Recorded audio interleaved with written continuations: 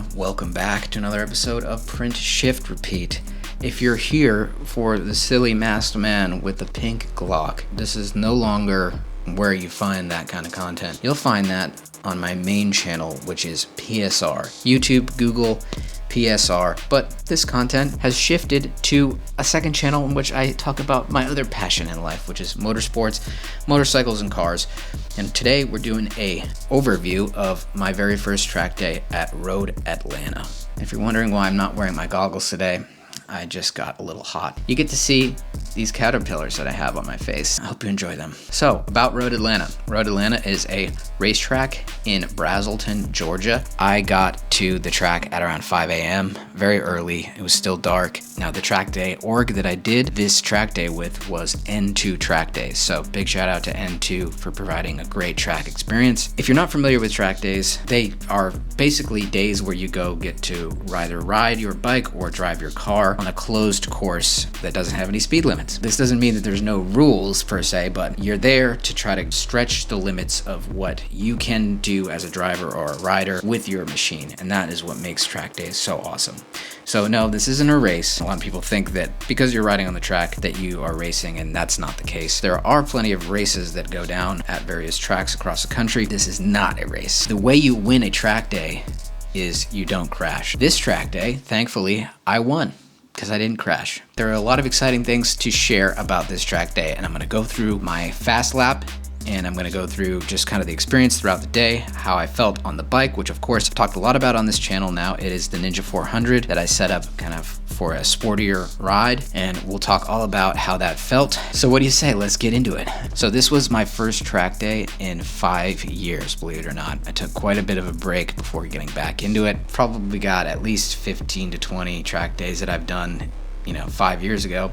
But since I'm coming back and I haven't ridden this bike and I'm not familiar at all with this track at Road Atlanta, I decided I'm gonna humble myself and go into the novice group. Now, there are 3 groups usually at track days. You got your novice group, your intermediate group, and your advanced/expert group. Those 3 groups are very different pace, as you can imagine. The novice pace, the speed they're going, not as fast, getting used to the track, maybe never done it before. Then you've got intermediate, those who are faster than novice, but not quite at the level of advanced. And then you've got advanced, of course, who are the ones that are going the fastest around the track. There's usually at least one crash at a track day. Be prepared for that possibility. But when it comes to crashing, it's probably the very best place to do it on the track, because you don't have guardrails, you don't have cars, you don't have people distracted on their phones looking at their latest Tinder match, turning you into ground beef. That's the benefit of riding at the track, and that's honestly why I love it the most, is because it's just you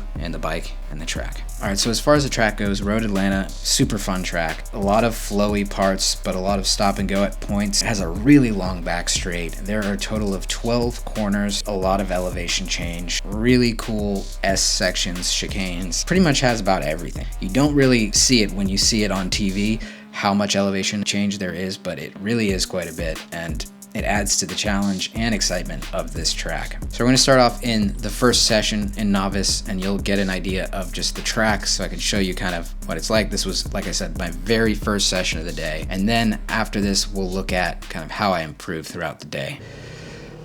All right, so here we go, headed out at the pit out section. So this is where you're going to join the track at Road Atlanta. You've got your little lane here. You got to stay in the inside, look over your shoulder, make sure there's no one coming, because the exit of turn 1 goes into the pit out section of the track. So here we are in these really tight S's. The GoPro doesn't really show how tight they are, but they are pretty technical, pretty tight, low speed section there. And then now this is turn 4, and this is the S's. So you got a left, a right, another little left here, and then you're gonna go straight up the hill to the right, and then you got this kink, which is a turn 5, and it come up the hill, kind of use as much of the track as you can. I was kind of still, like I said, this is the very first time I'm going around this track that we're watching right now, so I'm kind of, getting my bearings.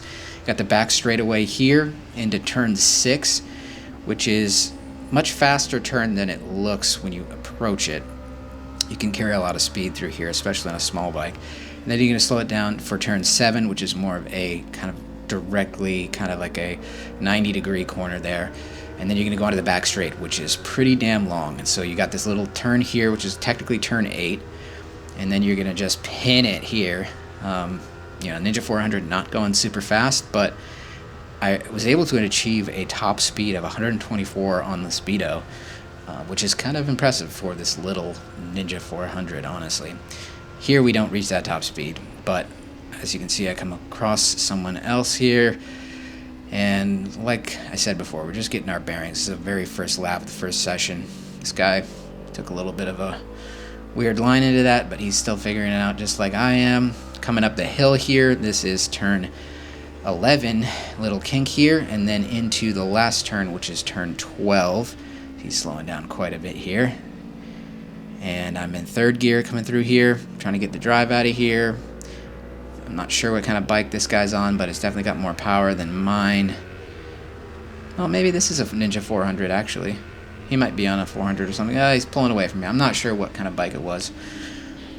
So yeah, this is turn 1, and one thing I noticed as I was going out into turn 1 throughout the day is that I could definitely carry more speed through here. This is probably my weakest part of the track, but there you can see pit out, and that's the full lap around Road Atlanta. So how did the Ninja 400 feel at this point in the track day? Well, as I said in my previous video, I kind of hooked it up with some nice rubbers, some Pirelli Rosso 4 Corsa tires. Those tires felt great. So you take a couple laps to warm up the tires. At this novice pace, just learning the track, it felt really good. One thing I did notice in the first session already immediately was that the bars on the Ninja 400 are not ideal in terms of their placement, and I didn't really like how far I had to keep my arms up every time I was switching positions.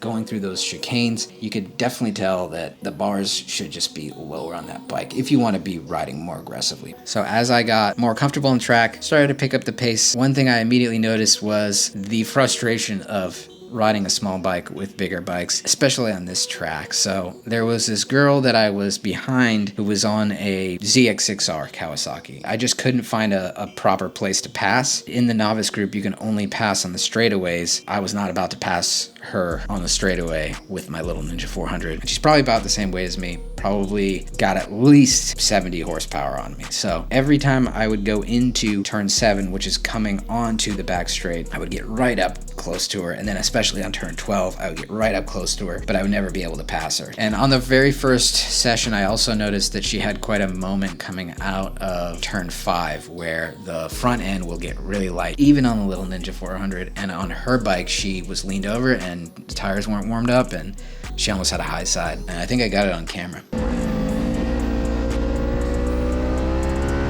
Here we are going into turn 6, and I have way more pace, but I don't want to pass in the corner because you're not allowed to do that in novice. Going quite slow through here, at least for me. And so then I get on the gas, and so does she, and off she goes down the straightaway, which is really long. She's not passing this coach because we were instructed not to pass the coaches unless they wave you by in novice group. So she's not passing the coach, but the coach is on a bigger bike as well. And then I get passed by another, looks like a Suzuki GSX-R, and I wasn't about to let this guy pass me, so I passed him back going into turn 10 here, turn 10 A and B, and now I'm back on her ass and trying to get the right amount of drive out of turn 10B and realize that she's not going very fast out of there. And on this one, yeah, I just have so much more pace going through this last corner. I do really like this last corner, turn 12. You can go a lot faster than this through it. And so there she goes again. I wasn't able to pass her. And so she passes this coach, I pass this coach, so goes the Gixxer because I got trapped behind her again, so he's through on me. And now I'm going into turn 1 and catching the Gixxer again, seeing what this guy's pace is looking like. And in the meantime, the girl on the ZX6 has kind of disappeared. This guy's going pretty slow through here, and I just kind of realized that, oh man, I've lost a lot of pace. I've lost a lot of speed through here because of this guy going slow. Come around and into turn 4 through the S's. And one thing I noticed that so the big bikes would really go slow through turn 5, when you can actually go a lot faster through here, and you go wide here and just use the whole track. See, I'm on the right side of the track. A lot of people, because it's kind of blind going up through that corner, everyone's cutting it short, which is then affecting your drive out of that corner. So here I go again, really tight up on the ZX6 chick. Now I'm behind her again. I'm trying to find a good place to go around. Yeah, I'm not going to go around outside there. She's just going so slow into that corner, and then I actually get the drive on her coming out of it, and then, of course, the big bike, does its thing there. Guys, this might sound frustrating, but it's actually extremely rewarding when you pass a big bike on a little bike, because you really are having to work that much harder, because it's the skill in the corners, not the straightaway, which makes a good rider. So if you're thinking about getting a little bike and you're looking at this and you're like, oh, I couldn't do that, it's actually a really great way to learn about corner speed, learn about the fundamentals, and that's going to make you a better rider. All the MotoGP riders started on little tiny bikes. They didn't start on 250 horsepower Ducatis. So a little bit of insight from my end. So here I come again, right on her ass, coming out of turn 12. And there she goes, gets the drive again. And there she goes. And eventually I did pass her going into turn 12. And I'll show you that right now. All right, so here's the point where I was able to pass this chick finally. So we're coming around turn 8, 7, 8, and get the drive out of this corner. But of course, there she goes again on the ZX6, which is about 120 horsepower versus my 45 horsepower, and she just off into the distance, gone. Now I'm gonna pass a guy who's on a little Ninja 300 on the left here, so there's a little difference in speed there. I got a good amount of drive, so doing about 122 onto the brakes here into turn 10A, take the left, 10B, get the drive. And I know, I'm like, this is gonna be it. This is gonna be it. I'm gonna get right up next to her, and I'm gonna get her on the inside into turn 12. And there's the pass, and I try to carry a good amount of speed through here and just pin it, and hopefully she doesn't catch me on the straight, which she didn't. So made the pass stick and was able to now have some free track ahead of me. Don't get impatient if you're at the track and trying to pass someone. Make sure you do it safely, because ultimately, if you take someone else out due to your negligence, it's probably a pretty shitty feeling. Luckily, that hasn't happened to me yet. Like I said, it's very rewarding riding a small bike and riding a slow bike fast rather than riding a fast bike slow. The Yamaha R7, if you're not familiar, it's a 689cc parallel twin. It's got around 80-ish horsepower. If you're a smaller guy like me, on a Yamaha R7, you're not as fast as the inline 4, 120 horsepower leader bike guys, but you'll definitely be cooking more than the 400. But if you're a heavier guy on an R7 versus a small light guy like me on a Ninja 400, just check out what happens. So here we are. I am riding behind this guy who's on an R7, and he is a big boy. I think he must have been probably like 6'4", 6'5", probably was pushing 250 in terms of weight. Here I come up behind him. I can definitely tell I'm faster than him into turn 6, but I just kind of want to give him a little bit of distance there because I didn't know how much he's going to brake. Into turn 7, I'm going to get the drive out of here versus him. And I don't know, I mean, maybe the R7 just didn't quite, maybe he missed a gear or something, but I noticed here, I'm like in his slipstream, because he's such a big guy, and I'm coming up behind him, and I'm like, I'm going to pass this dude on R7 on the straight, on the Ninja 400.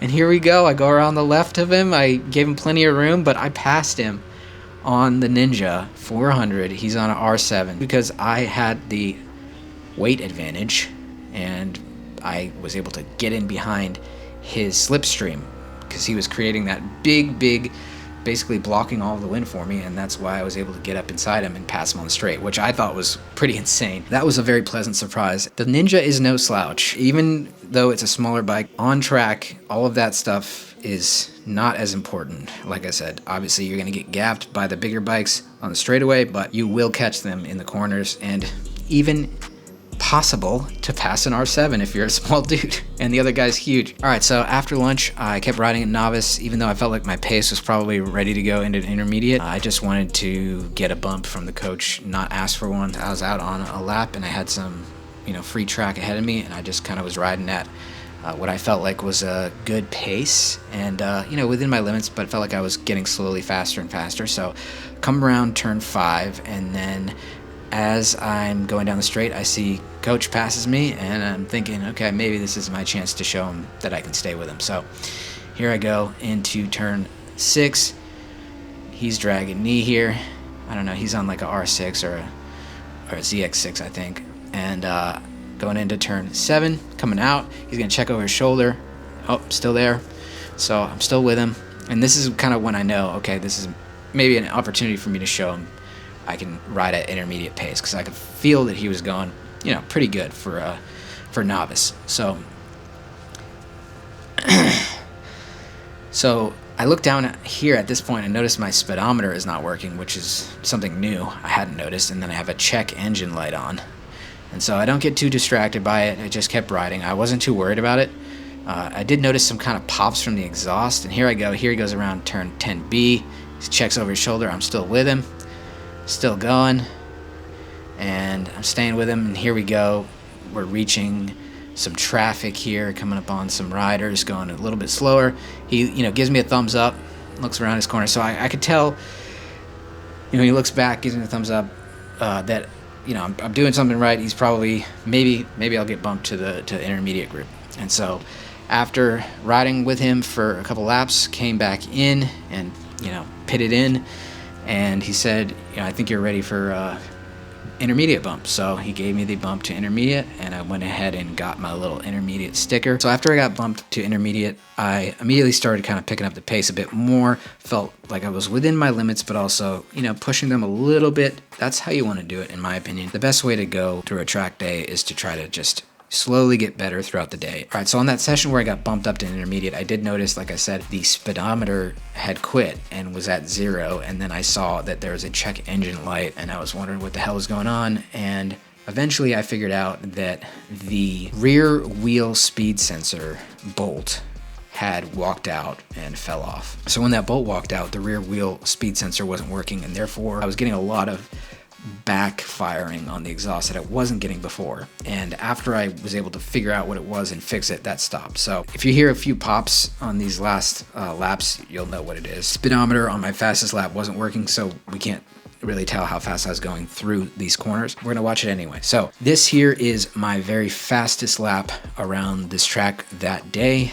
It was a 1:55.5, which isn't super fast. For reference, the Moto America Junior Cup riders, the racers who ride on like the Ninja 400s, the RC 390s, R3s, etc., they do this track. I think the record is a 1:41. That's pretty fast, obviously. Top 10, like if you're gonna be placing 10th on the grid, you're gonna be doing around 1:46, 1:47. That's about 7 seconds off where I'm at. Felt really good about it. Felt like I was pushing it just the right amount towards the end. These are street tires too. These are not slicks. So let's go through the lap. All right, so here we are going under the bridge here into the final corner. Downshift into third, going through turn 12. Rider ahead of me is on a Suzuki GSXR, vintage GSXR 600, and we're going across the line now. So here begins the lap. This front straightaway, I could get a lot more speed through this corner, because I think I just, the whole day, this corner, turn 1 was kind of the bane of my track day, because I just couldn't quite get it right. I knew I could go faster through it, but it's kind of freaky going up that hill blind. Anyway, we're going down from 5th gear to 3rd gear, 2 downshifts through this really tight technical section, gas out, short shift into 4th around this corner left, take this right into the S's, and we're still in 4th gear. We're gonna pretty much bang the rev limiter up the hill, lay off the gas, apex tight, but go wide right to the edge of the curb, and that's turn 5. Here we go on the back straight. This corner is my favorite corner, turn 6. It's got a lot of camber to it. You can just really send it through there. I'm in 4th gear here, giving it full gas as I come out of the corner into the tighter turn 7. Apex, we see where that oil spill was.